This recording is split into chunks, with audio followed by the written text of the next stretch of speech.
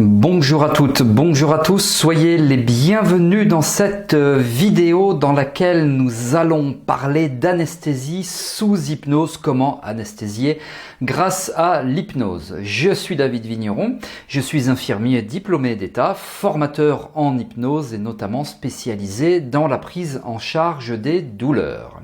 Alors vous avez peut-être vu ici ou là qu'effectivement l'hypnose, entre autres dans les blocs opératoires, à destination des patients, mais réalisée par les professionnels de santé, au lit du malade aussi, ou à domicile également, eh bien c'est de plus en plus en vogue et tant mieux. Et vous avez peut-être aussi entendu parler d'anesthésie sous hypnose. Quelquefois, l'hypnose remplace ou remplacerait l'anesthésie. On va donc évoquer tout cela dans cette vidéo. Avant de démarrer, je vous invite à vous abonner à cette chaîne YouTube afin de recevoir gratuitement et donc d'être informé lorsque je sors une nouvelle vidéo. Pour cela, cliquez sur le bouton qui est juste ici et pensez également à activer la petite cloche afin de recevoir les notifications YouTube.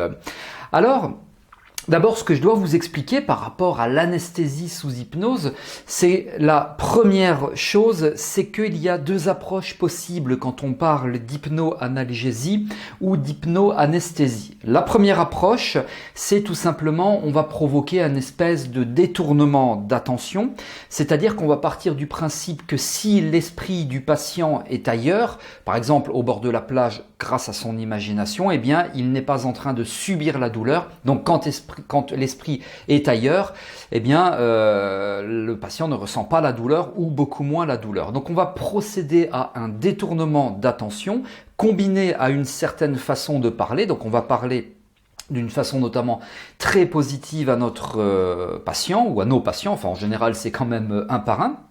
Donc détournement d'attention, on parle d'une façon très positive à nos patients et surtout on ne précise pas au moment où on va faire mal. Et ce détournement d'attention, très souvent, 8 fois, 9 fois sur 10, eh bien, constitue une hypnoanalgésie ou une hypnoanesthésie. Le patient n'a pas mal, ne se rend pas compte qu'on est en train de réaliser un soin. Quand l'esprit est ailleurs, la douleur s'estompe. Ça, c'est la première approche possible, donc par détournement d'attention. Et la deuxième approche possible, c'est vraiment de l'hypnoanesthésie, on va dire de l'hypnoanesthésie locale. Alors vous avez peut-être vu une de mes vidéos dans lesquelles je pique une jeune fille au niveau du bras avec des aiguilles à intramusculaire. Si ce n'est pas le cas, je vous passe un très court extrait. C'est parti. Et tu restes toujours calme, toujours détendu. Complètement calme et détendu. Et maintenant, j'aimerais que tu visualises ton avant-bras avec cette matière qui fait 70 cm d'épaisseur. 70 cm d'épaisseur et donc 70 fois plus résistante. Et encore une fois, comme j'ai procédé sur la main et sur l'avant-bras, je vais exercer à nouveau une légère pression au niveau du bras. Très bien. Et tu restes toujours complètement calme. Et là, donc vous l'avez vu, c'est typiquement de l'hypnoanesthésie. Je vous précise que vous avez le lien de la vidéo complète qui figure en dessous, là, dans la description de cette vidéo. Alors, je vous laisserai la regarder tranquillement. Là, je vais commenter un petit peu ce qui s'est passé avec cette jeune fille. Donc, il y a tout d'abord une induction hypnotique avec un approfondissement hypnotique, un approfondissement de transe hypnotique. C'est quoi? C'est on va placer le sujet en état modifié de conscience, donc en état alpha, en état d'hypnose, et on va lui demander de se focaliser sur le bras ou l'avant-bras, c'est-à-dire sur la zone, là, en l'occurrence, sur laquelle je vais piquer. Vous voyez, c'est complètement différent du détournement d'attention.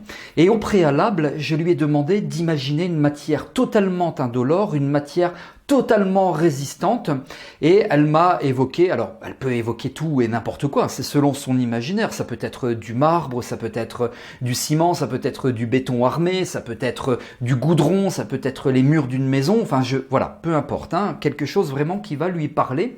Et on va lui demander, tandis qu'elle est en état modifié de conscience, d'imaginer que son bras, par exemple, si elle nous parle de béton armé, est entouré, enveloppé dans du béton armé. Et on va stimuler ce que l'on appelle les canaux sensoriels, la vision, le ressenti, éventuellement les odeurs. Et on va vraiment amplifier tout ça. Le béton armé, il est extrêmement rigide. Tu le sens sur ton bras qui se rigidifie. Ce béton armé est de plus en plus épais. Il fait 2 cm, 5 cm, 10, 15 et on augmente comme ça. Et puis petit à petit, on provoque de l'hypno-anesthésie sur le bras et en suggérant régulièrement au patient ou à la patiente que le bras est de plus en plus insensible. Et ce qui est bien aussi quand on fait ça, c'est si vous voulez, de calibrer la douleur. Calibrer la douleur, c'est quoi? C'est par exemple, on va prendre la main ou on va pincer très fort la main ou l'avant-bras, peu importe, en fonction de la zone qui est hypno-anesthésiée, de façon à vérifier qu'effectivement elle soit insensible avant de piquer. Alors, vous avez vu dans le court extrait que je viens de vous passer, je vous rappelle que vous avez la vidéo là dans la description, la vidéo complète, par conséquent. Je pique cette personne et je ne la préviens pas avant. Il est certainement pas question de la prévenir avant, au moment où je pique et je la focalise au contraire sur cette matière extrêmement résistante, extrêmement épaisse, etc. Le béton armé ou autre, en fonction de le marbre, ou enfin peu importe, en fonction de ce qu'elle va nous dire. Et au niveau du terpnos logos, c'est-à-dire qu'au niveau de la façon de parler, puisque moi je veux qu'elle s'accroche d'une part à ma voix et d'autre part qu'elle s'accroche à la visualisation, l'imagination, la créativité de ce bras de béton armé, eh bien je ne lâche pas, je continue, je parle. Et vous voyez que si vous-même êtes infirmier, infirmière, médecin, si vous pratiquez des soins, des gestes douloureux, ça va un petit peu à l'encontre de ce que l'on apprend, de ce que l'on étudie pendant nos formations, pendant nos études, où on nous dit au contraire, au moment où vous piquez le patient, vous prévenez, au moment où vous sondez, vous prévenez, etc. Donc 2 approches possibles, où on défocalise le patient, il va penser à autre chose, il est au bord de la mer, il focalise pas sur la douleur, donc il n'a pas ou plus mal ou moins mal, ou alors on va au contraire le focaliser sur la zone sur laquelle nous allons réaliser le soin et on va lui demander d'imaginer que cette zone est indolore car très résistante, c'est du plâtre, un plâtre armé immense, très résistant, c'est du béton armé, c'est autre chose, du marbre ou peu importe, en fonction encore une fois de ce que la personne nous dit. Attention, ceci étant, je vous précise que c'est pas si simple que cela. Il y a quand même un apprentissage derrière, bien entendu. Il y a quand même des techniques qui sont mises en place et ça ne se fait pas en claquant des doigts, même si vu de l'extérieur, on a l'impression que ça se fait effectivement en claquant des doigts. C'est une technique. Tout paraît très facile, mais avant tout cela, le préalable indispensable, c'est l'apprentissage et surtout la maîtrise. Et je vous propose, moi, si vous voulez, vous souhaitez aller un petit peu plus loin dans la découverte de l'hypnose, de l'hypnoanalgésie, de l'hypnoanesthésie lors d'un soin douloureux, c'est tout à fait gratuit. Vous avez la possibilité d'assister à un webinaire, c'est une conférence en ligne. Pour cela, vous avez le lien d'inscription qui figure en dessous dans la description de la vidéo. Vous avez également le programme, je vous le détaille succinctement. Qu'est-ce que réellement l'hypnose? Est-ce un don? Je vais donc aborder cela.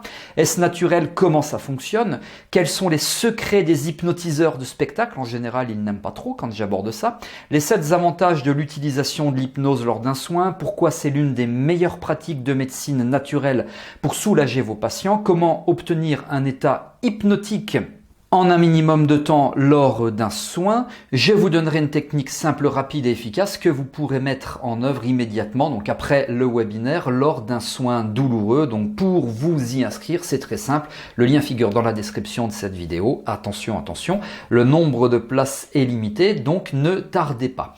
J'espère vous avoir donné vraiment beaucoup d'informations. Vous avez compris la différence entre la défocalisation et l'hypnoanesthésie locale, on pourrait dire, parce que c'est bien de cela dont il s'agit.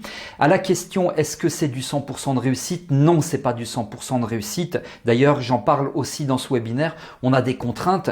On est à peu près à 80% de réussite, ce qui est quand même très très bien. Il y a de très nombreux avantages, bien entendu.